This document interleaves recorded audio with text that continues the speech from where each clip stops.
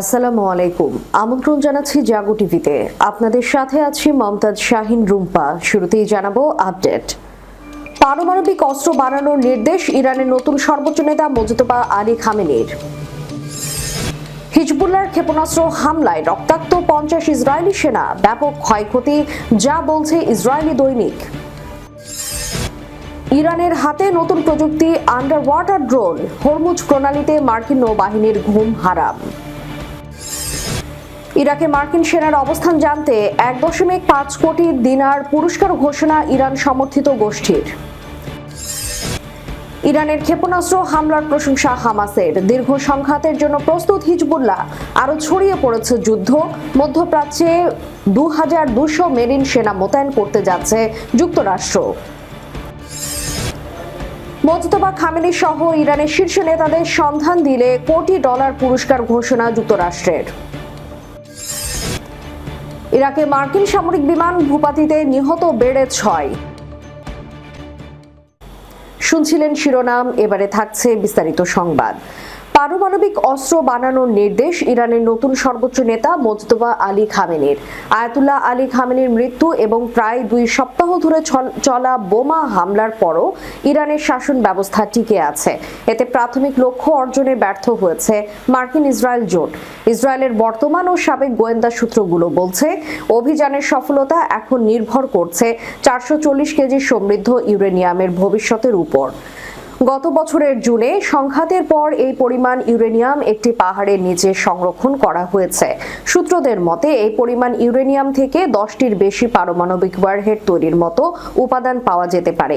এটি যদি ইরানের ভেতরেই থাকে, তাহলে দেশটি দ্রুত পারমাণবিক অস্ত্র তৈরির দিকে এগোতে পারবে।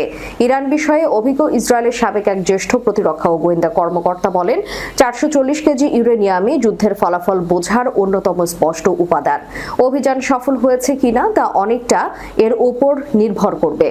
ইরানের কট্টরপন্থীরা দীর্ঘদিন ধরে বলে আসছেন, পারমাণবিক প্রতিরোধ ক্ষমতায় ইসলামী প্রজাতন্ত্রের টিকে থাকার একমাত্র নিশ্চয়তা। এই ধারণা আরও জোরালো হবে যদি বর্তমান শাসন ব্যবস্থা টিকে যায়। ইসরায়েলের এক সাবেক কর্মকর্তা বলেন, চলমান যুদ্ধ এক ধরনের উচ্চ ঝুঁকির খেলা।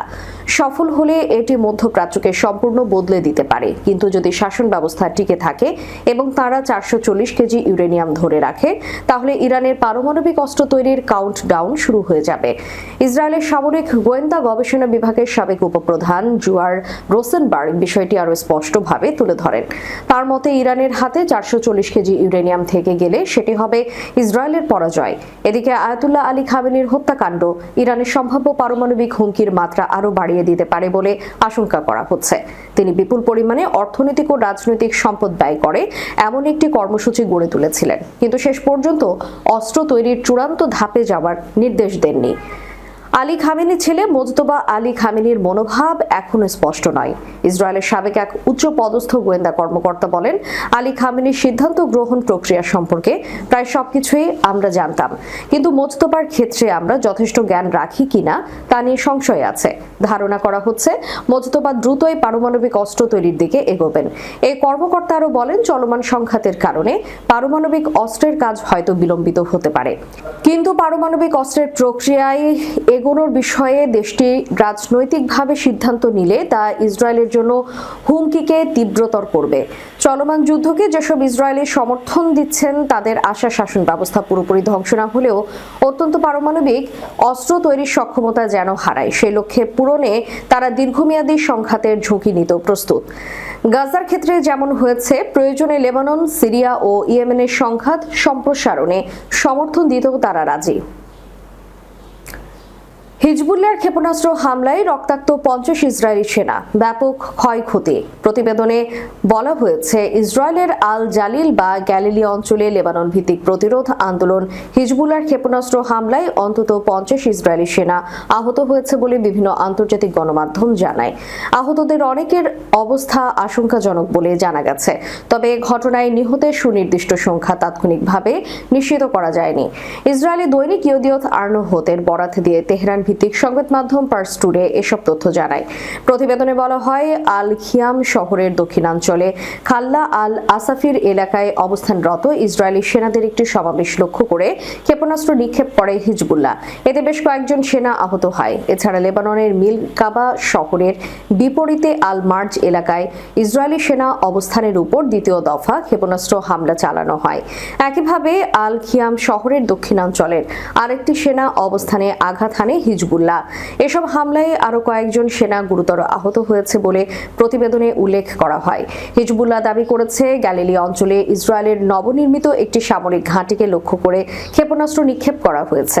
অন্যদিকে কাসার ও কাফার জালাদি এলাকায় ইসরায়েলি সেনা অবস্থান লক্ষ্য করে চালানো হামলায় আশপাশের বেশ কিছু ঘরবাড়ি ক্ষতিগ্রস্ত হয়েছে বলে স্থানীয় সূত্রে জানা গেছে। সম্প্রতি অধিকৃত উত্তর ফিলিস্তিনের বিভিন্ন এলাকায় ধারাবাহিক হামলা চালিয়ে হিজবুল্লাহ ইসরায়েলি বসতিগুলোর নিরাপত্তা পরিস্থিতি ও স্বাভাবিক জীবনযাত্রায় বিঘ্ন সৃষ্টি করছে বলেও প্রতিবেদনে উল্লেখ করা হয়েছে। ইরানের হাতে নতুন প্রযুক্তি আন্ডার ওয়াটার ড্রোন। হরমুজ প্রণালীতে মার্কিন নৌবাহিনীর ঘুম হারাম। পারস্য উপসাগরে সংকীর্ণ জলপথ হরমুজ প্রণালীতে যখন বারুদের গন্ধ ছড়িয়ে পড়ছে, ঠিক তখনই ইরানের হাতে আসা এক নতুন প্রযুক্তির খবরে ঘুম হারাম হয়ে গেছে পেন্টাগনের। লিথিয়াম ব্যাটারি এবং কৃত্রিম বুদ্ধিমত্তা দ্বারা চালিত আন্ডার ওয়াটার ড্রোন আজদার এখন বৈশ্বিক নৌযুদ্ধের সমীকরণ বদলে দেওয়ার হুমকি দিচ্ছে। পশ্চিমাদের কাছ থেকে এতদিন এই ড্রোনটির কথা লুকিয়ে রেখেছিল ইরান। ইরানের এই চালকহীন ডুবোযান ও আনম্যান্ড আন্ডার ওয়াটার ভেহিকেল কেবল একটি অস্ত্র নয়, বরং এটি একটি নিঃশব্দ ঘাতক। এর বিশেষত্বগুলো হলো, প্রচলিত ইঞ্জিনের মতো শব্দ বা কম্পন না থাকায় লিথিয়াম ব্যাটারি চালিত আজদার পানির নিচে প্রায় নিঃশব্দে চলাচল করতে পারে। অগভীর পানি এবং বাণিজ্যিক জাহাজের শব্দের ভিড়ে একে শনাক্ত করা বর্তমান সেনার প্রযুক্তির জন্য প্রায় অসম্ভব। এই ড্রোনটি টানা 4 দিন পানির নিচে টহল দিতে সক্ষম এবং এর গতিবেগ 18 থেকে 25 নট। একবার চার্জে এটি প্রায় 60 কিলোমিটার পথ পাড়ি দিতে পারে। বিশাল পাল্লার রেঞ্জ থাকায় এটি পারস্য উপসাগর থেকে শুরু করে ওমান সাগর পর্যন্ত নিঃশব্দে টহল দিতে এবং লক্ষ্যবস্তুকে ছায়া দিতে অনুসরণ করতে পারে। হরমুজ প্রণালী বিশ্বের অন্যতম গুরুত্বপূর্ণ জ্বালানি সরবরাহ পথ। বিশ্বের মোট তেলের 1/5 এই পথ দিয়ে যায়। এই সংকীর্ণ পথে ইরানের আজদার ড্রোন মোতায়েন মার্কিন নৌবাহিনীর বড় রণতরীগুলোর জন্য সরাসরি হুমকি হয়ে দাঁড়িয়েছে। ভয়ঙ্কর সব হুমকি ধামকি দিলেও এখনো হরমুজের কাছে যায়নি পেন্টাগন। একটি বিশাল মার্কিন যুদ্ধ জাহাজের তুলনায় আজদার ড্রোনের খরচ নগণ্য, কিন্তু এই সস্তা ড্রোনই কয়েকশো কোটি ডলারের রণতরীকে ডুবিয়ে দেওয়ার বা অচল করার ক্ষমতা রাখে। হরমুজ প্রণালীর ভৌগোলিক গঠন এমন যে বড় জাহাজগুলোর নড়াচড়ায় সুযোগ কম থাকে। এই সুযোগটি কাজে লাগাচ্ছে ইরান। পানির নিচ থেকে অতর্কিত আক্রমণ চালিয়ে বিশ্ববাজারে জ্বালানি সরবরাহ মুহূর্তেই স্তব্ধ করে দিতে পারে তারা। আজদার ড্রোনের সবথেকে ভয়ঙ্কর দিকটি হলো এর স্বয়ংক্রিয় স্বনির্ভরতা। এটি কৃত্রিম বুদ্ধিমত্তা ব্যবহার করে নির্দিষ্ট কোনো মানুষের কমান্ড ছাড়াই লক্ষ্যবস্তু শনাক্ত ও আক্রমণ করতে পারে। ইরান যদি একসাথে অনেকগুলো আজদার ড্রোন মোতায়েন করে, তবে তারা একটি ঝাঁক বা সোয়ার্ম হিসেবে কাজ করবে। এর ফলে মার্কিন নৌবাহিনীর প্রতিরক্ষা ব্যবস্থা একসাথে এতগুলো লক্ষ্যবস্তুকে সামলাতে গিয়ে দিশেহারা হয়ে পড়তে পারে। ইলেকট্রনিক ওয়ারফেয়ারের মাধ্যমে যদি রেডিও যোগাযোগ বিচ্ছিন্ন করে দেওয়া হয়, তবু এই ড্রোনগুলো নিজেদের অ্যালগোরিদম ব্যবহার করে লক্ষ্যবস্তু ধ্বংস করতে পারবে। ইরানের রেভলিউশনারি গার্ডস যদি এই আজদার ড্রোন পূর্ণ শক্তিতে মোতায়েন করে, তবে সমুদ্রের উপর যে প্রথাগত রাজত্ব আমেরিকার ছিল তা বড় ধরনের চ্যালেঞ্জের মুখে পড়বে। পেন্টাগনের জন্য এটি এখন একটি বড় মাথা ব্যথা, কিভাবে তারা এই নিঃশব্দ ঘাতককে শনাক্ত করবে এবং মোকাবিলা করবে। আজদার ড্রোন কেবল একটি যন্ত্র নয়, এটি সমুদ্রের তলদেশে এক নতুন স্নায়ুযুদ্ধের সূচনা। ইরাকে অবস্থানরত মার্কিন সামরিক ও গোয়েন্দা কর্মকর্তাদের অবস্থান সম্পর্কে সঠিক তথ্য দিলে 15 কোটি ইরাকি দিনার পুরস্কার দেওয়ার ঘোষণা দিয়েছে দেশটিতে ইরান সমর্থিত গোষ্ঠী ইসলামিক রেজিস্ট্যান্স ইন ইরাক। সঠিক তথ্যের জন্য গোষ্ঠীটি 15 কোটি ইরাকি দিনার প্রদানের প্রতিশ্রুতি দিয়েছে। ইরাকি নাগরিক বা সেখানে বসবাসরত বিদেশি যে কেউ আগাম বা সুনির্দিষ্ট তথ্য দিয়ে এই পুরস্কার জিততে পারেন। এই তথ্যগুলো মূলত মার্কিন উচ্চপদস্থ সামরিক কর্মকর্তা বা গোয়েন্দা সদস্যদের চিহ্নিত করা, গ্রেফতার বা তাদের নিষ্ক্রিয় করতে সহায়ক হতে পারে। তথ্য প্রদানকারীদের সম্পূর্ণ পরিচয় গোপন রাখার এবং সর্বোচ্চ নিরাপত্তা দেওয়ার প্রতিশ্রুতি দিয়েছে গোষ্ঠীটি। মধ্যপ্রাচ্যে ইরান ও যুক্তরাষ্ট্রের মধ্যে চলমান উত্তেজনার মধ্যেই এমন ঘোষণা এলো। সম্প্রতি ইরাকের পশ্চিমাঞ্চলে একটি মার্কিন জ্বালানিবাহী বিমান বিধ্বস্ত হয়ে বেশ কয়েকজন ক্রু নিহত হওয়ার ঘটনার দায়ও এই গোষ্ঠীটি স্বীকার করেছে। ইসরায়েলের বিরুদ্ধে ইরানের হামলার প্রশংসা করেছে ফিলিস্তিনি স্বাধীনতাকামী সংগঠন হামাসের সামরিক শাখা আল কাসাম ব্রিগেড। সংগঠনটির মুখপাত্র আবু উবাইদা আল কুজ দিবসে ফিলিস্তিনিদের সমর্থনে ইরানে অনুষ্ঠিত সমাবেশগুলোর প্রতি শ্রদ্ধা জানান। আবু উবাইদা বলেন, আমরা ইরানের বিপ্লবী গার্ড বাহিনীর চালানো ক্ষেপণাস্ত্র হামলাকে সাধুবাদ জানাই। এতে উন্নত এবং ক্লাস্টার গোলা বারুদ ব্যবহার করা হয়েছে, যা আমাদের শোকাহত জনগণের হৃদয়কে প্রশান্ত করেছে।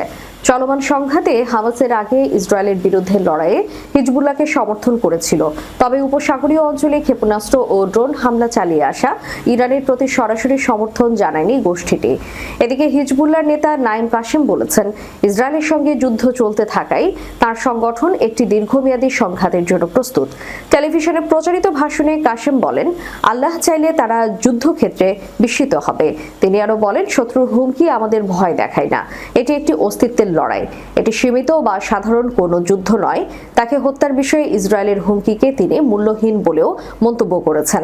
মধ্যপ্রাচ্যে ২,২০০ মার্কিন মেরিন সেনা মোতায়েনের পরিকল্পনা করেছে ওয়াশিংটন। মার্কিন কর্মকর্তারা বলছেন, ইরানের সঙ্গে যুদ্ধ আরও ছড়িয়ে পড়ার পরিপ্রেক্ষিতে যুক্তরাষ্ট্র এই পরিকল্পনা করছে। শুক্রবার এবিসি নিউজের বরাতে আল জাজিরা জানিয়েছে, ওয়াশিংটন এই ২,২০০ মেরিন সেনাকে মধ্যপ্রাচ্যে থাকা ৩টি যুদ্ধ জাহাজে মোতায়েন করার কথা ভাবছে। একজন মার্কিন প্রতিরক্ষা কর্মকর্তা আল জাজিরাকে জানিয়েছেন, জাপানের ওকিনাওয়ার মার্কিন মেরিন কোর থেকে এই সেনাদের নিয়ে আসা হবে। ইরানের সর্বোচ্চ নেতা মোজতবা খামেনি ও ইরানের জাতীয় নিরাপত্তা প্রধান আলী লারিজানি সহ কয়েকজন ইরানি নেতার বিষয়ে তথ্য দিলে সর্বোচ্চ $1 কোটি পুরস্কার দেওয়ার ঘোষণা দিয়েছে যুক্তরাষ্ট্র। মার্কিন পররাষ্ট্র দপ্তরের রিওয়ার্ডস ফর জাস্টিস কর্মসূচির আওতায় এই ঘোষণা দেওয়া হয়। কর্মসূচিটির পক্ষ থেকে প্রকাশিত এক পোস্টারে বলা হয়, ইরানের সন্ত্রাসী কার্যক্রমে জড়িত নেতাদের বিষয়ে তথ্য চাওয়া হচ্ছে। পুরস্কার ঘোষণা করে পোস্টারে উল্লেখ করা হয়েছে, এই ব্যক্তিরা ইরানের ইসলামিক রেভলিউশনারি গার্ড কর্পসের বিভিন্ন শাখাকে নেতৃত্ব ও নির্দেশনা দেন। এর মাধ্যমে তারা বিশ্বজুড়ে সন্ত্রাসবাদের পরিকল্পনা, সংগঠন এবং বাস্তবায়ন করেন। যুক্তরাষ্ট্র যাদের বিষয়ে তথ্য খুঁজছে সেই তালিকায় থাকা ইরানি কর্মকর্তারা হলেন গোয়েন্দা মন্ত্রী Ismail Khatib, deputy chief of staff Ali Asghar Hejazi, major general Yahya Rahim Safavi, brigadier general Iskandar Momeni এবং সুপ্রিম কাউন্সিলের সচিব আলী লারিজানি। অবশ্য আজ সকালে আলী লারিজানি তেহরানে আল কুজ দিবসের মিছিলে অংশ নেন এবং নিজের অংশগ্রহণের ছবি সামাজিক মাধ্যমে প্রকাশ করেছেন। ইরাকে বিমান বিধ্বস্তের ঘটনায় আরও 2 সেনার মৃত্যুর খবর নিশ্চিত করেছে যুক্তরাষ্ট্র। এ নিয়ে নিহতের সংখ্যা দাঁড়ালো 6 জনে। ইরাকের পশ্চিমাঞ্চলে একটি রিফুয়েলিং জেট বা জ্বালানি সরবরাহকারী উড়োজাহাজ বিধ্বস্ত হয়ে বিমানে থাকা 6 ক্রু সদস্যের সবার মৃত্যু হয়েছে বলে শুক্রবার মার্কিন সামরিক বাহিনী নিশ্চিত করেছে। US central command social media পোস্টে জোর দিয়ে জানিয়েছে, ঘটনাটি শত্রুপক্ষের হামলা বা ভুলবশত নিজেদের গুলি বর্ষণের কারণে ঘটেনি এবং দুর্ঘটনার কারণ এখনো তদন্তাধীন। মিডল ইস্ট আইয়ের এক প্রতিবেদনে এই তথ্য প্রকাশ করা হয়। আরও জানানো হয়েছে যে নিহতদের পরিবারগুলোকে অবহিত করার 24 ঘন্টা না হওয়া পর্যন্ত ক্রু সদস্যদের পরিচয় প্রকাশ করা হবে না।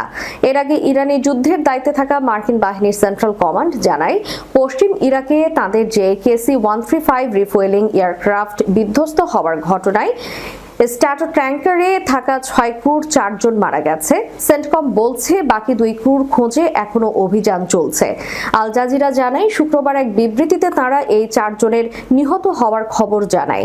কিভাবে বিমানটি বিধ্বস্ত হয়েছে তার স্পষ্ট ব্যাখ্যা না দিলেও নিজেদের 2টি বিমানের মধ্যে সংঘাত বা খুব কাছাকাছি চলে আসার পর নিয়ন্ত্রণ হারিয়ে ফেলায় ওই KC-135 ভূপাতিত হতে পারে বলে তাদের আগের বিবৃতিতে আভাস দেওয়া হয়েছিল। দ্বিতীয় বিমানটি নিরাপদে অবতরণ করেছে বলেছিল তারা। সেন্টকমের ভাষ্য, শত্রুপক্ষের হামলা কিংবা মিত্রদের ভুলক্রমে হামলার কারণে এটি ঘটেনি। তবে ইরান সমর্থিত সশস্ত্র গোষ্ঠী ইসলামিক রেজিস্ট্যান্স ইন ইরাক বলছে, তারাই যুক্তরাষ্ট্রের ওই KC-135 স্ট্যাটো ট্যাঙ্কারটি ভূপাতিত করেছে। যুদ্ধরত বিমানে জ্বালানি ভরাই দামি এই স্ট্যাটো ট্যাঙ্কারগুলোরই মেরুদণ্ডের ভূমিকা পালন করে। নিজেদের টেলিগ্রাম চ্যানেলে দেয়া বিবৃতিতে ইসলামিক রেজিস্ট্যান্স জানায়, তাদের যোদ্ধারা আকাশ প্রতিরক্ষা ব্যবস্থাপনা দিয়ে বিমানটিকে নিশানা করলে সেটি ভূপাতিত হয়। দর্শক, শেষ করার পূর্বে সংবাদ শিরোনামগুলো জানাবো আরও একবার। পারমাণবিক অস্ত্র বানানোর নির্দেশ ইরানের নতুন সর্বোচ্চ নেতা মোজতবা আলী খামেনির। হিজবুল্লাহর ক্ষেপণাস্ত্র হামলায় রক্তাক্ত 50 ইসরায়েলি সেনা, ব্যাপক ক্ষয়ক্ষতি, যা বলছে ইসরায়েলি দৈনিক। ইরানের হাতে নতুন প্রযুক্তি আন্ডার ওয়াটার ড্রোন, হরমুজ প্রণালীতে মার্কিন নৌবাহিনীর ঘুম হারাম। ইরাকে মার্কিন সেনার অবস্থান জানতে 1.5 কোটি দিনার পুরস্কার ঘোষণা ইরান সমর্থিত গোষ্ঠীর। ইরানের ক্ষেপণাস্ত্র হামলার প্রশংসা হামাসের, দীর্ঘ সংঘাতের জন্য প্রস্তুত হিজবুল্লাহ, আরও ছড়িয়ে পড়েছে যুদ্ধ। মধ্যপ্রাচ্যে 2200 মেরিন সেনা মোতায়েন করতে যাচ্ছে যুক্তরাষ্ট্র। মোজতবা খামেনি সহ ইরানের শীর্ষ নেতাদের সন্ধান দিলে কোটি ডলার পুরস্কার ঘোষণা যুক্তরাষ্ট্রের। ইরাকে মার্কিন সামরিক বিমান ভূপাতিতে নিহত বেড়ে 6। এতক্ষণ আমাদের সাথে থাকার জন্য ধন্যবাদ। আল্লাহ হাফেজ।